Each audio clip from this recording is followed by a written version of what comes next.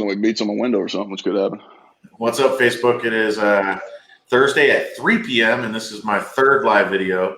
And today I've got Forrest Elder with me, the general manager, managing partner of Elder Chrysler Dodge Jeep Ram in Gun Barrel, Texas.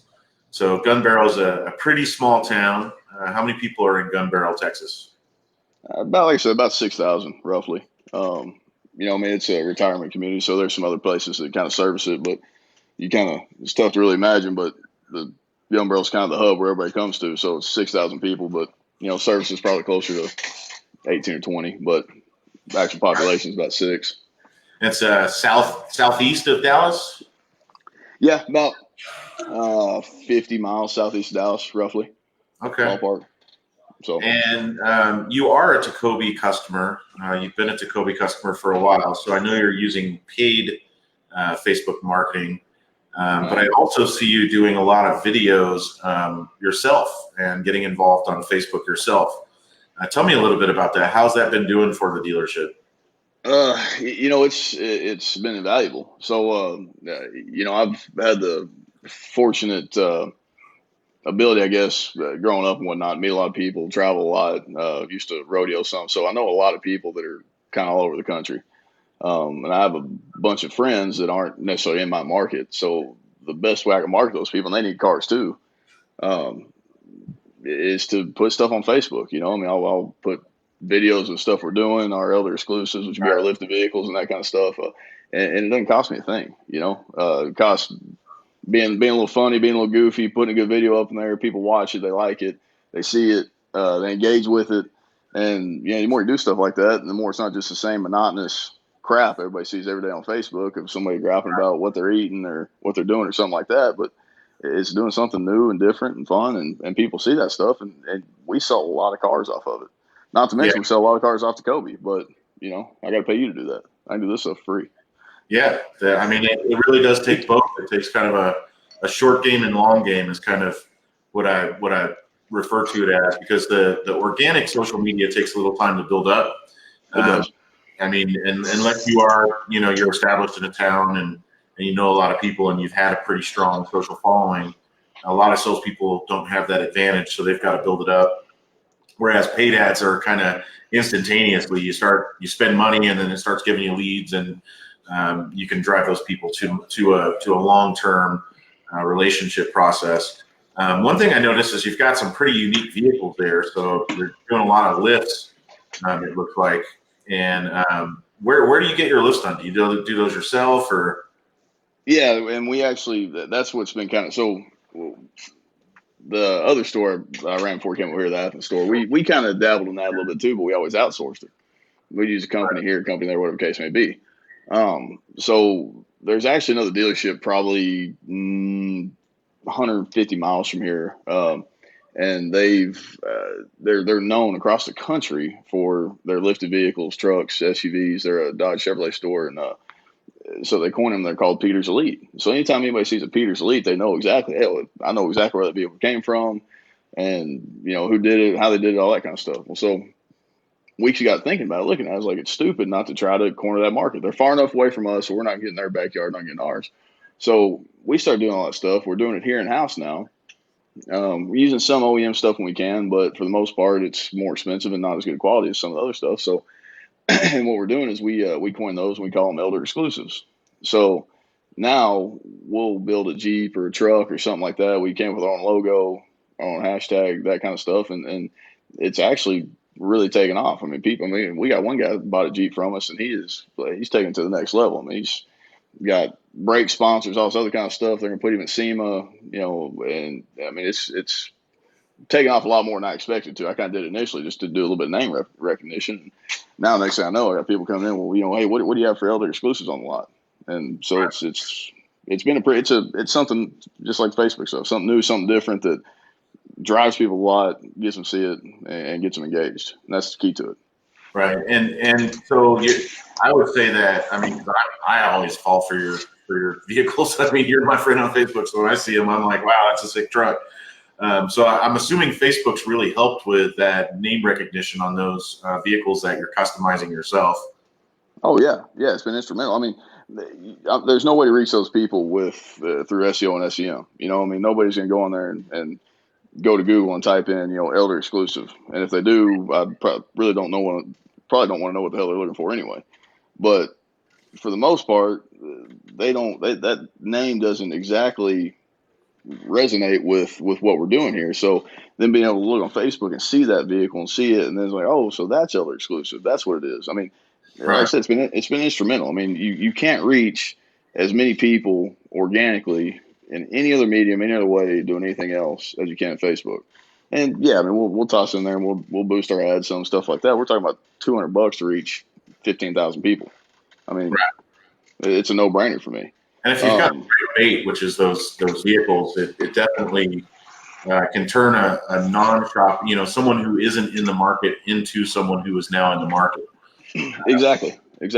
Get them thinking about, man, that's a good looking truck. My truck kind of sucks. I want a new truck, and push them into the market. As far as advertising goes, do you advertise other than Facebook, or where are you at? We do. I completely got out of traditional. No radio, no TV. I'll do a little bit of direct mail every now and then if I get some co-op, and that's just simply, being we are in a more rural community, we still have those good old boys out here that aren't real sure what a smartphone is. Not many of them, but we got some. So I'll do some direct mail every now and then. But I mean, I spend a pretty good chunk with you guys, which is probably my kind of my go-to advertising source. I do a little bit with Car Gurus, but I mean, I'm talking about 1,100 a month or so, and I'm selling 40 or 50 used cars. So I mean, which I'm not attributing all that to them at all by any means, but and then like anybody else, I do have my SEM and SEO that I'm doing. I think my total spend between the two is $5,000. So between SEO and SEM. And like I said, I'm spending more with you guys than I am on them. And like I told you, I mean, we're selling just a tick. We're averaging just a hair under 100 cars a month, and we've made a good chunk of change so far this year. Being a brand new store, completely new point, built from the ground up. I mean, we weren't even here 9 months ago. There wasn't anything here. So I mean, there's a dirt lot sitting there 9 months ago. Exactly. So I mean, I think it's a true testament just to the power of what Facebook can't do if it's utilized correctly. Right. And having the right partner in there too. Because if we tried to do the stuff y'all done, prime example, when I first tried to use you guys, and I was going through the third party, whatever his name was, we weren't utilizing correctly because I wouldn't set up directly with you guys, and so it's kind of a middleman deal there, and I didn't like the program. Then Dan bulldogged me down to where was relentless till he got me to sign up, and once we put it together and put the process in place that you guys, it's tried and true. And all of a sudden we're selling 12, 15, 18, 20, 25 cars a month because we're using the correct process. And then it's way more justifiable to use it then. And I try to send a ton of people your guys' way because it's a hell of a good tool, hell of a good product. I love it. You send us quite a few referrals, so we really do appreciate that. So we were talking before we got live here, and since that's a new store, you were talking about your performa. You've already hit what your performance was for the bank, right? Yeah, I'm as of the end of June, I'm 78,000 over what I predicted we'd do for the whole year, and that's pretty awesome. So, and I mean, we're just barely over halfway through the year here, and you've already surpassed what you predicted it should be in year one. How much of that would you attest to Facebook and being able to get exposure and brand recognition on Facebook? Well, I'll put it to you this way. So we're averaging total store gross. We're averaging $450,000 to $480,000 in gross. Okay, and that's parts, service, sales, everything. Only about 100 of that's coming from parts and service. Right. So variable is averaging about $350,000 a month. Right.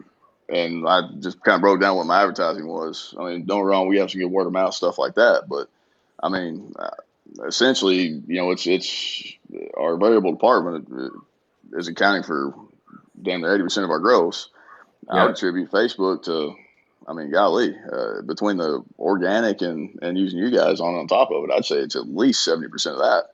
So, I mean, I'd say directly responsible for close to $250,000.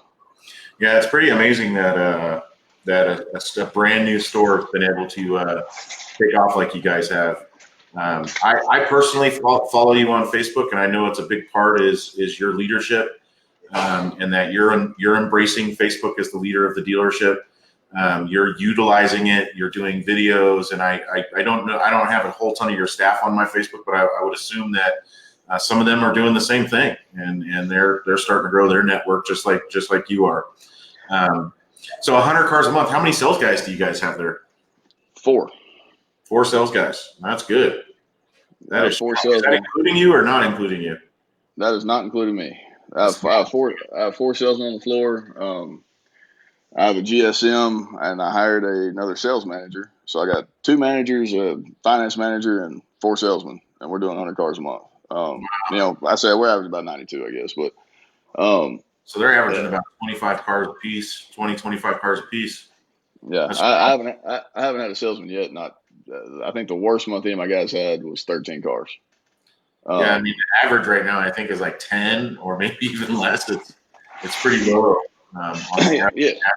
If we paid attention to what the industry average is and what they say to do, then I should have 8 or 9 salesmen. But I got 4 guys sitting here, and they're all making great money because they're working their butts off. And the coolest thing though is it's very rare to have 4 guys of this caliber that can work together. Typically, if somebody gets butt hurt, somebody's wants to be the alpha or something like that. But man, I got 4 guys that just love selling cars, love being here. They all came from other dealerships, and I have an aggressive pay plan. And I'm a firm believer. You find good people, you pay them too much, and you don't have to worry about them leaving. As long as they're doing their job. And then you can, on the flip side of that, you can not necessarily demand, but you can ask as close to perfection as anybody can get out of them when you do that. Right. So that's the key to it. Selling outside of your market's kind of important for a small store in a rural or a store in a rural area. Very much so. How many cars a month would you say you sell outside of Texas? Well, I know me personally. So back in my rodeo days, I got really close to a family in New Mexico, and they own a huge ranch out there. And between him and his uncle and his dad and the guy that owns the ranch and the ranch itself and everything else, I sell probably 25 or 30 trucks a year just to them or their extended family. Right. And then I have some good friends in Missouri. I have good friends in Arizona. Just most of that stuff is my network, but it's more of it's a network of these people I met a long time ago, but there was no way I would have kept up with all these people if it wasn't for Facebook. You know what I mean? So I'd say, Facebook directly attributes to, in my opinion, directly attributes to all that business as well. And that's just plus business for us. I mean, that's a business I wouldn't have. And yeah. So, I mean, it's a pain in the butt a lot of the time because there is a lot of stuff that comes on Facebook that's bad on top of it. It's really easy for people to say their side of the story and be good, bad, or indifferent, whatever the case may be, which you kind of got to let that slide. And that doesn't happen too much as long as you take care of business, do what you're supposed to do. But I mean, the plus sales we get through that is way outweighs the bad substantially. Right. I mean, it's huge. There's people that, I'll get a message on Facebook, hey, I'm looking for this. Or, people I've known from high school but didn't have their phone numbers or anything. Well, they don't want to call up here and deal with salesmen when I've known them for 15 years. They want to, they want to send a message to me and see what they can do.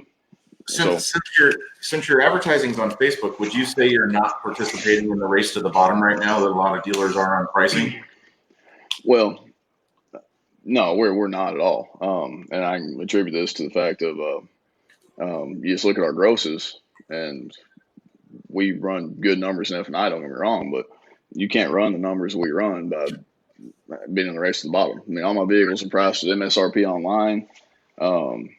MSRP minus rebates. And so I'll negotiate with anybody when they come in, but I don't agree with the race to the bottom just because people still want to negotiate. It's human nature. Anytime you want to go in, for the most part. Now I know I'm a younger guy and probably considered a millennial, but millennials don't know how to negotiate. But for the majority of purchasers out there, they want to negotiate. Which I'm probably the worst millennial in the world too. I had to read a book on how to manage millennials, and I'm a millennial, so I don't know if that makes sense. But and that's a good customer base to have as well, because people say millennials aren't loyal, but they are an aspect that they deal with who they're comfortable with. They Right. don't like change. They don't like new stuff. They don't like stuff that's not normal. So once Right. they're comfortable in a situation, or comfortable with a group of people, or comfortable with a salesman, whatever the case may be, if they need something else, they're gonna go back to that salesman.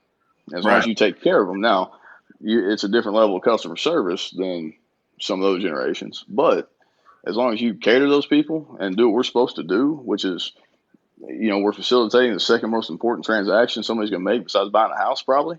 So yeah, we're supposed to cater to those customers, Right. and as long as we're doing that and taking care of them, you don't have to race to the bottom because they'll pay a little bit extra to make sure they're taken care of. Right. I For the think most everyone part, will pay a little extra just to have a much smoother process.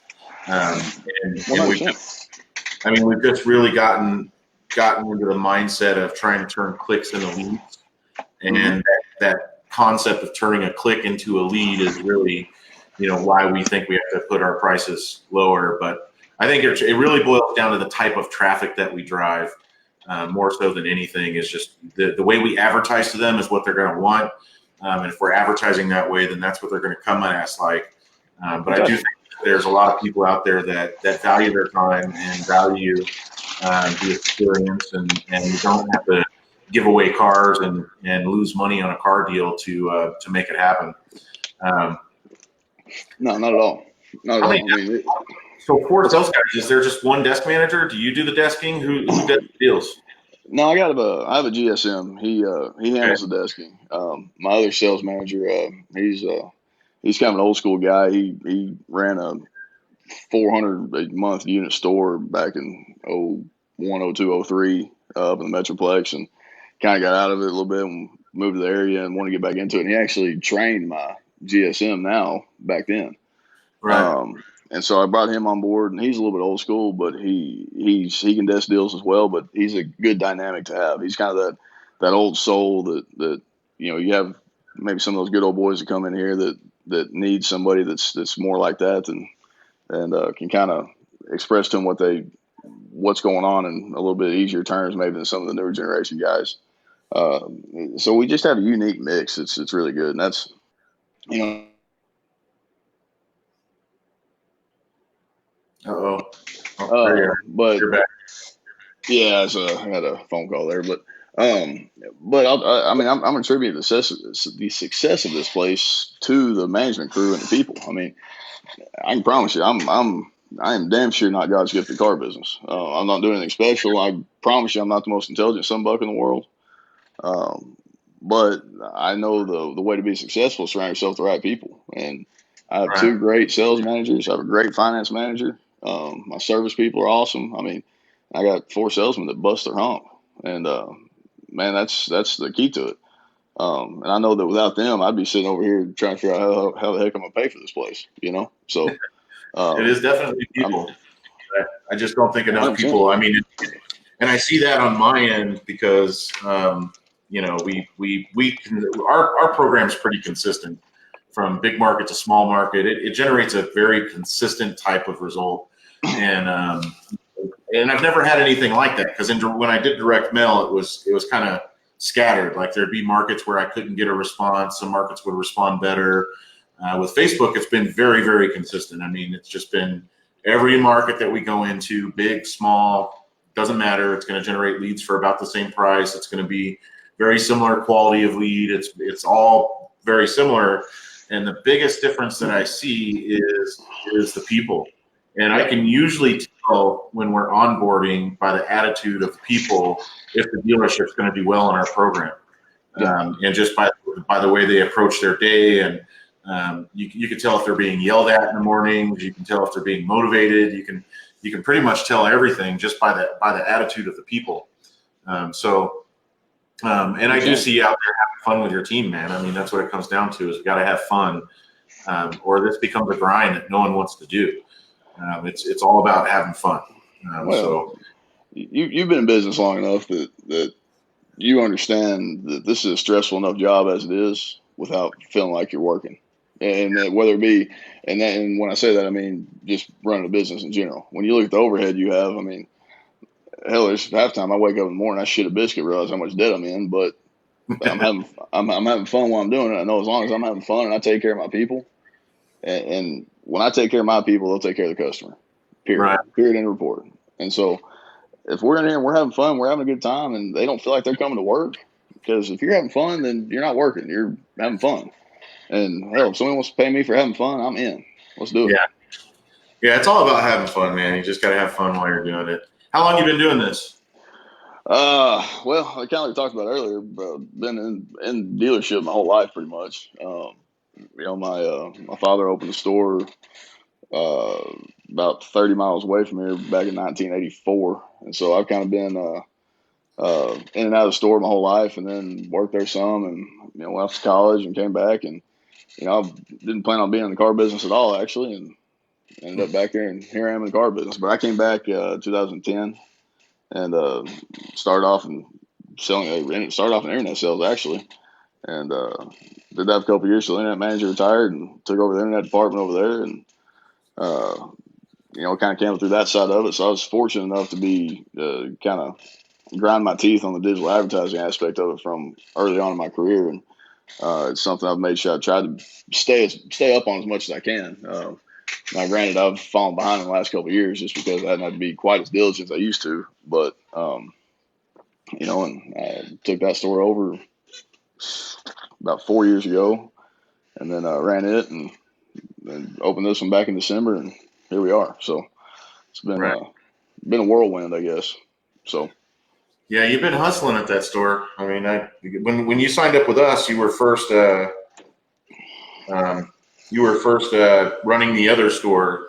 So this store wasn't even done when you signed up with us. You've been using us prior to this store at the other store. So yeah, I don't even think this store was a thought when we signed up with you guys. 'Cause that was a year and a half ago, probably almost. Yeah, probably a year and a half ago. Man, time flies. It goes by I'm telling you.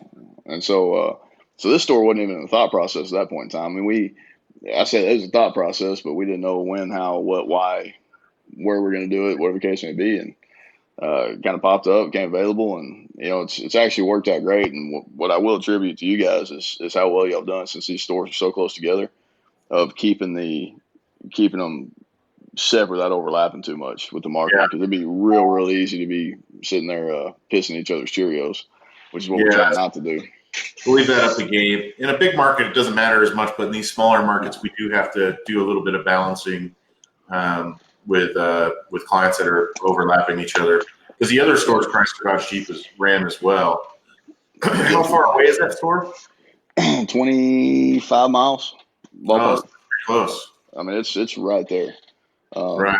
They're kind of in the center of which our counties are trade zones out here. So they're kind of in the center of the county, and then we're right on the edge of it where three counties kind of meet. So, but it was a good opportunity because we did lose a lot of the business in this area over here to the Metroplex, because it was 30 miles there or 45 miles to the Metroplex. So, the common consensus of the customer is they get a better deal going to the city. Well, we've been able to show them, because we try to operate like a big high volume store. We're professional about it. We, do everything by the book and follow a process and take care of the customer. So, and we can still give them those great deals, but we do it without them feeling like a number. I mean, I don't know if you can see, but my office is literally right here in the showroom, and I have glass all the way around it. I mean, so whenever somebody comes in, they can talk to an elder, and that's the key to it. And so that's what's been, I think, a lot of our success, is that we make sure that every customer feels like they're a part of the family. Right. I have my cell phone number on my business card, and if somebody asks me for it, they get it. Which it causes some rifts here and there. Getting those after work phone calls and whatnot and everything else, because they got a flat tire at 9:00 on a Sunday or whatever. But that's part of the business, though. I mean, it is what it is. So but yeah, I mean, we're close to each other. We don't cannibalize each other too much. I think it's just kind of added plus business, because we were doing I think we averaged 102 cars a month over in Athens, the other store, last year. They're averaging a little less than that now, about 95-ish.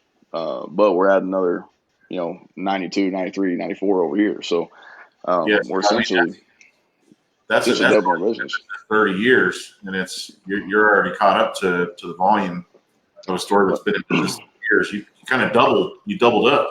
Exactly. And that was kind of our goal. I mean, we knew we'd lose some, and they have over there. I mean, like anything else, I mean, there's some old school habits at the other store that no matter how hard you try, you're just not going to break. I mean, it just Right. kind of is what it is. So that was the neat thing about coming over here is be able to apply the few old school things that in my opinion were kind of the foundation, you know, the blocking and tackling of it. But then after we got the blocking and tackling established, we went and put the spread in there instead of trying to run the wing tee or something like that. You know, I mean, it's been fun to see how much different it can be if you're a little more open minded about stuff. Right. Right. In my Yeah. opinion, anyway. You're going to have to be open minded because, I mean, you're in a really small town and I've sold things and I'd always get the rural dealers tell me, oh, it's not going to work in my area. I can tell you right now, Facebook is working in your area, and your leads are coming in. They flow just like someone who's in a metropolitan area. Just as many leads coming over for the same price, and you're about as rural as it gets almost. Yeah, I mean, listen. You go 15 miles any direction to the store out here, and you could shoot a gun off, and it wouldn't bother anybody because there's probably somebody else doing it too. I mean, we're literally, like I said, as rural as it gets down there, unless you wanted to go to middle of nowhere, Wyoming. But the thing about it is, just because it's a rural market doesn't mean that people out here are uneducated or stupid or not tech savvy or anything of the sort. I mean, just because they don't live in Dallas. Yeah, I mean, believe it or not, we have. I mean, it may not be quite as high speed internet as you get in the Metroplex, but at the end of the day, it's part of everyday life. And, you know, and everybody in the world, everybody's got Facebook. You know, all the kids have Facebook, parents.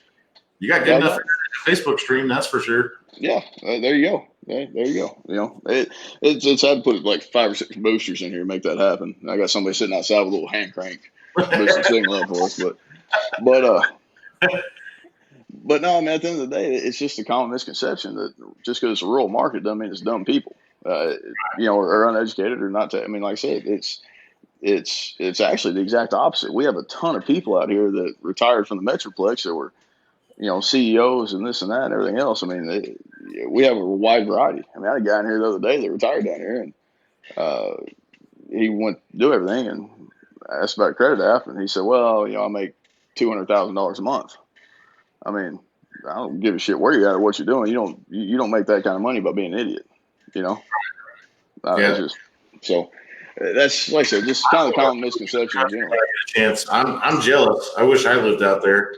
I like being in the city. I'm not a big fan of the city.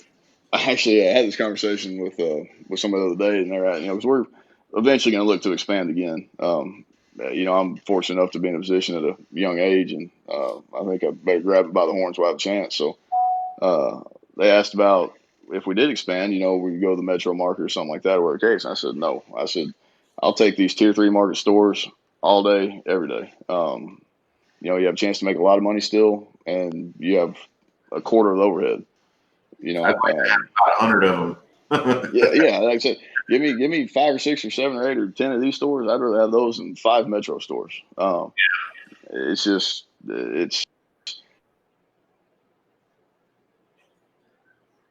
You got another phone call for no reason. Yeah, apparently I'm an important guy. But man, these stores are essentially the backbone for the most of society, though. For the most part, I mean, don't get me wrong. I mean, I know your population centers are going to be in your metro areas, and that's what's going on.